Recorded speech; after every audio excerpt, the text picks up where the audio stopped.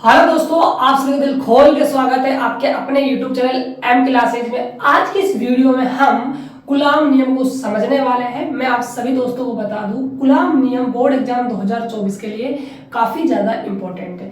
या तो बच्चों कूलॉम का नियम आपसे पूछ लिया जाएगा, यदि आपसे कूलॉम नियम नहीं पूछता है तो डेफिनेट है कि एक न्यूमेरिकल एक नंबर का या तो ऑब्जेक्टिव क्वेश्चन या फिर आपका सब्जेक्टिव क्वेश्चन आपको देखने को मिलेगा ही मिलेगा।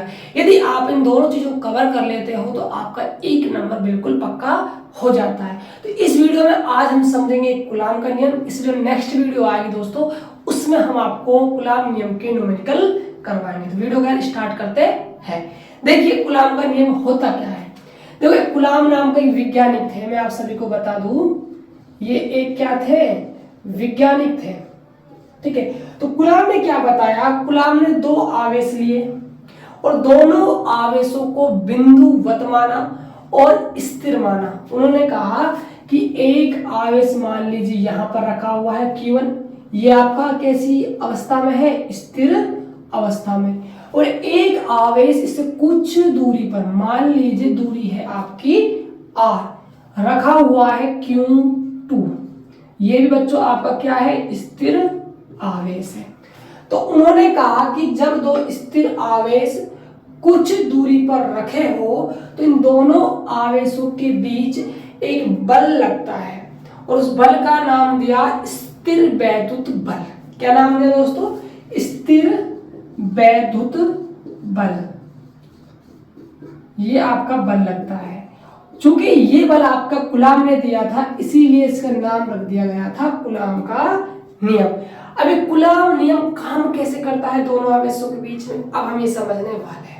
देखो इन्होंने कहा कि जो लगने वाला दो बल है दोनों आवेशों के बीच में, वो दोनों आवेशों के गुणनफल के, मतलब गुणा के क्या होगा, समानुपाती होता है।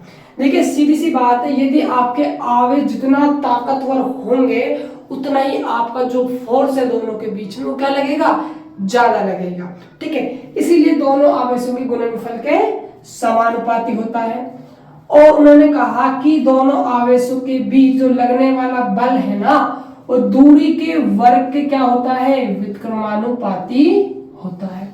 अब देखिए आप सोच के देखिए, एक आवेश यहां रखा हुआ है, एक आवेश यहां रखा हुआ है, दोनों के बीच की दूरी r है।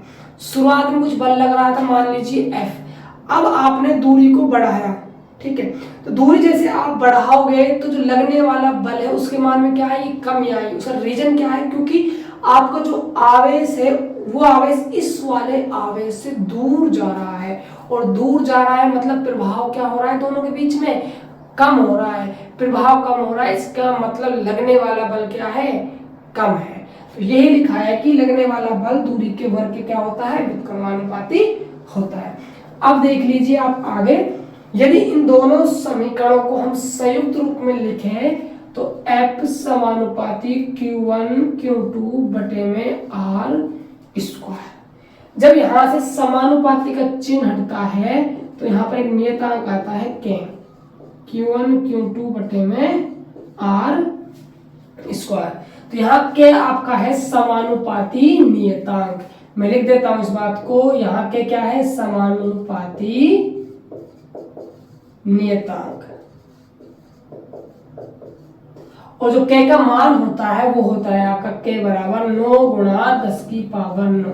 अब देखिए आपको यदि मात्रक निकालना है K का, तो देखिए K के वैल्यू निकालोगे तो आप F से क्या गुणा हो जाएगा, R स्क्वायर, Q1 Q2 क्या लग जाएगा, भार, और बल का मात्रक न्यूटन, दूरी का मात्रक मीटर स्क्वायर हो जाएगा, क्योंकि दो बार दूरी का गुणा हो रहा है, और आवेश का कूलॉम और कूलॉम का स्क्वायर, ये आपका K का मात्रक हो जाएगा। K का एक सूत्र और होता है, वो भी आप याद रख लीजिएगा, 1/4 पाई एप्सिलॉन नॉट होता है। जो आपका ये एप्सिलॉन नॉट है इसको कहा जाता है निर्वात की विद्युतशीलता।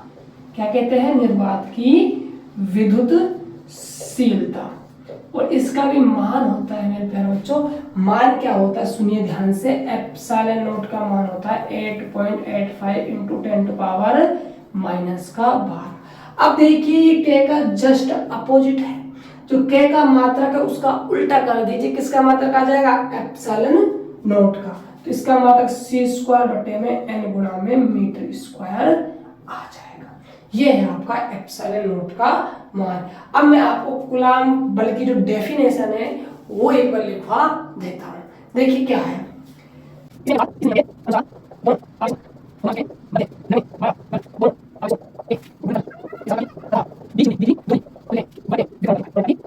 यह आपका कूलाम का नियम। बच्चों सिंपल है, कूलाम का नियम तो कुछ खास है नहीं इसके अंदर, बट इसके अंदर जो न्यूमेरिकल क्वेश्चन बनते हैं ना वो लाजवाब और शानदार बनते हैं, जिनको हम अगली क्लास में डिस्कस करेंगे। यदि आपको वीडियो अच्छी लगी हो तो चैनल को सब्सक्राइब कर देना, वीडियो को लाइक कर देना और जितना हो सके अपने दोस्तों के पास शेयर कर दीजिएगा। और डिस्क्रिप्शन बॉक्स में व्हाट्सएप ग्रुप का लिंक दिया हुआ है, आप व्हाट्सएप ग्रुप को भी एक बार ज्वाइन जरूर कर लीजिए। तो मिलते हैं नेक्स्ट वीडियो में, तब तक के लिए जय हिंद जय भारत।